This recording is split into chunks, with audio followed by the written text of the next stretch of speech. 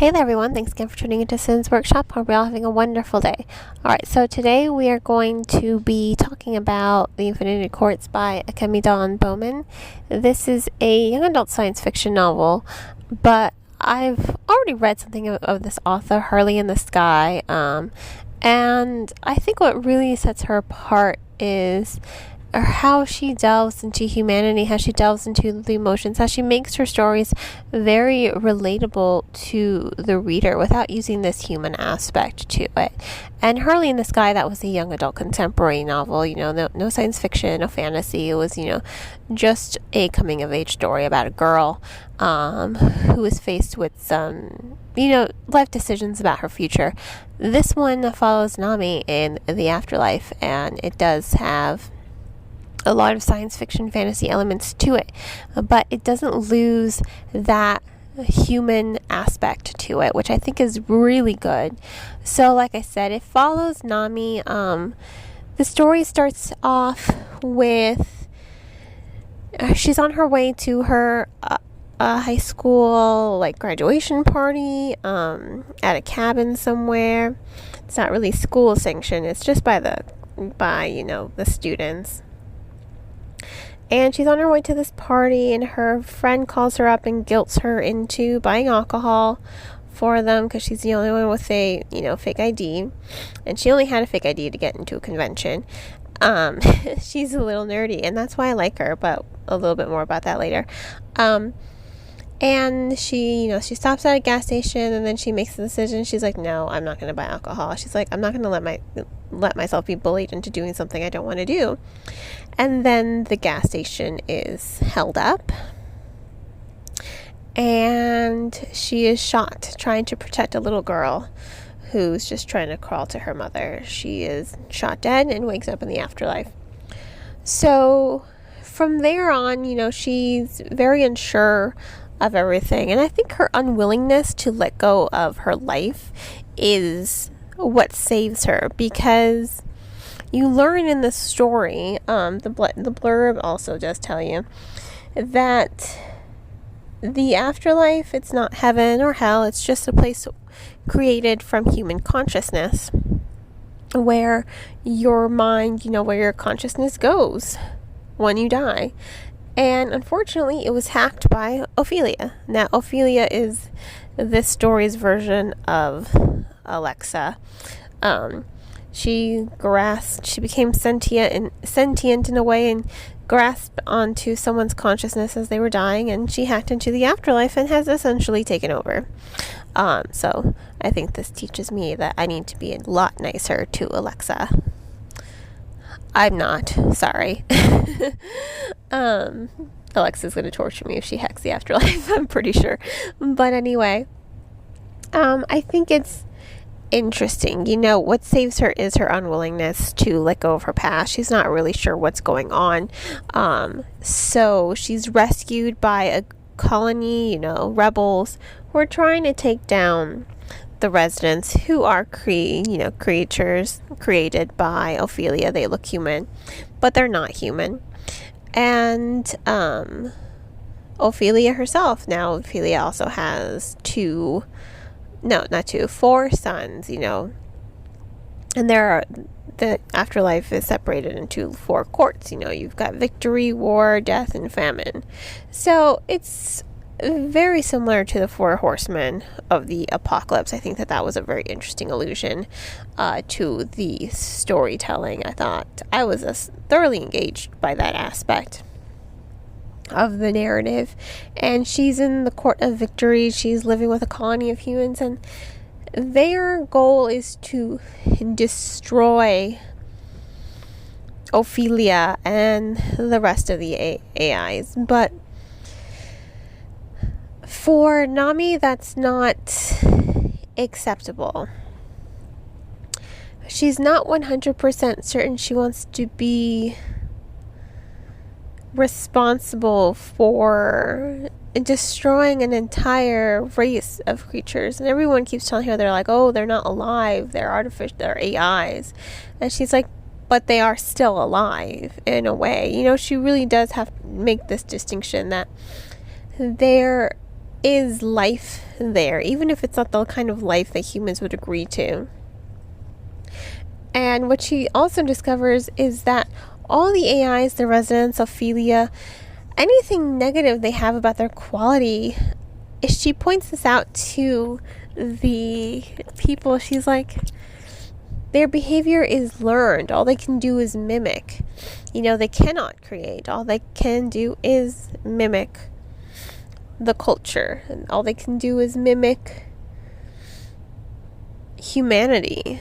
And she points this out to them. And I think that's really interesting for the reader to really say, she's right. Maybe they aren't the bad guys. And she's always trying to find another way. She's trying to convince people to kind of see it her way. Just see it as all they do is learn.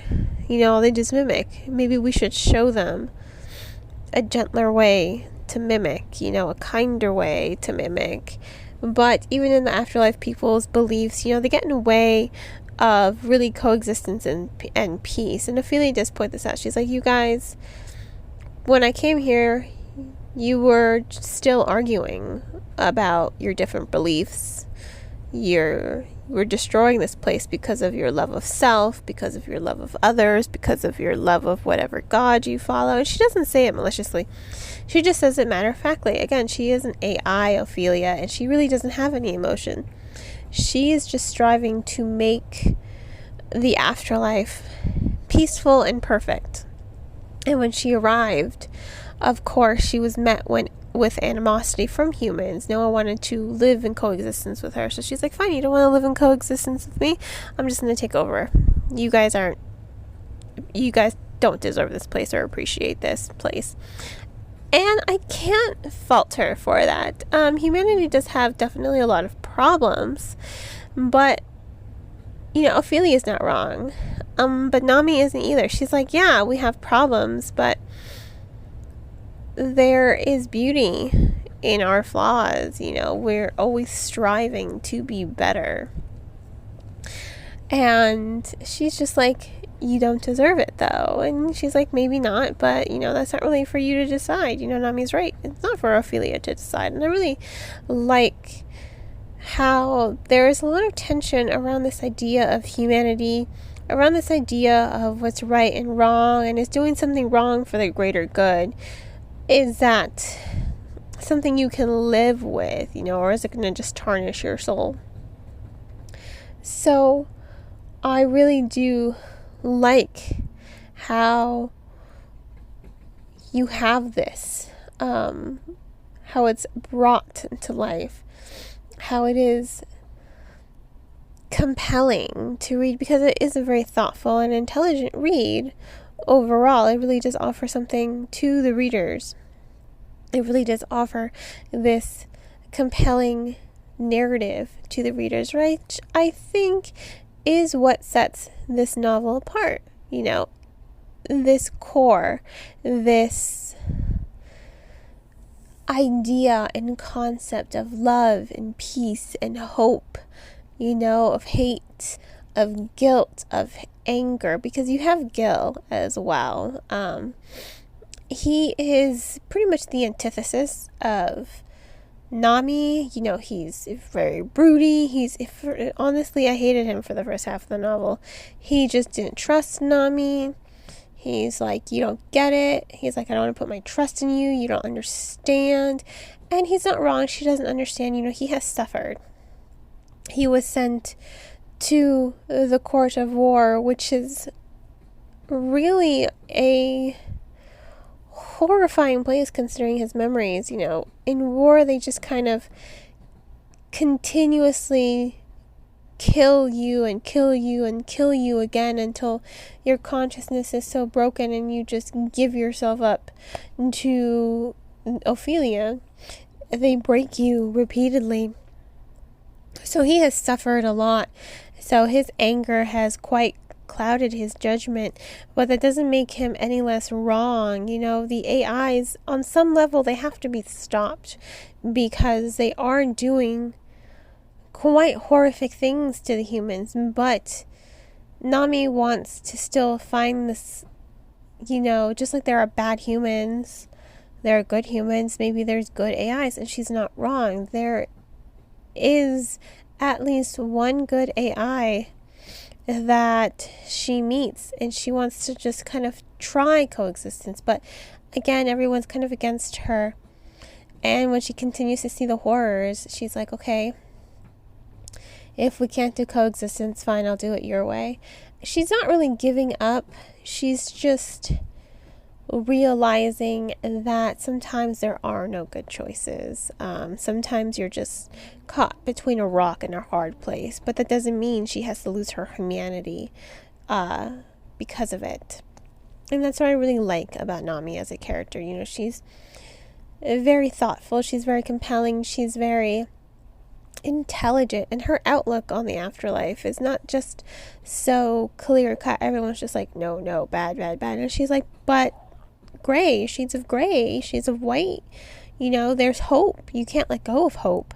You can't let go of this idea of coexistence. Like, that's what I found very compelling about her. She wasn't so blissfully ignorant that it made her naive. She was just looking out for the good, for other alternatives, which is what everyone had kind of given up on. They're just like, no, there are no good alternatives. And she's like, but what if there are? She's constantly pushing back against the colony. She's like, not going to let them bully her. She's like, no, we have to look at something else. And I like that. I like that about her. I love how she finds her confidence to stand up for her beliefs, even if in the end, she goes along with the colony because she can't really find a way to achieve what she wants, this idea of coexistence. But that's what makes her good, that she's not willing to lose her humanity or lose hope in the sight of everything. So ultimately, I have to give this book 4.5 out of 5 stars. I think it's a very thoughtful read. It really does evaluate humanity. It really does evaluate right versus wrong. It really does evaluate human behavior in a very compelling, imaginative, and thoughtful way. So if you want to go ahead and purchase this book, I recommend purchasing the book off of bookshop.org. A percentage of all proceeds do go to supporting a local bookstore of your choice in your neighborhood. If you're not comfortable purchasing from there, please just remember to purchase from your local online book retailer or online bookstore. I just ask that you avoid Amazon because they get enough business and the bookstores need it more.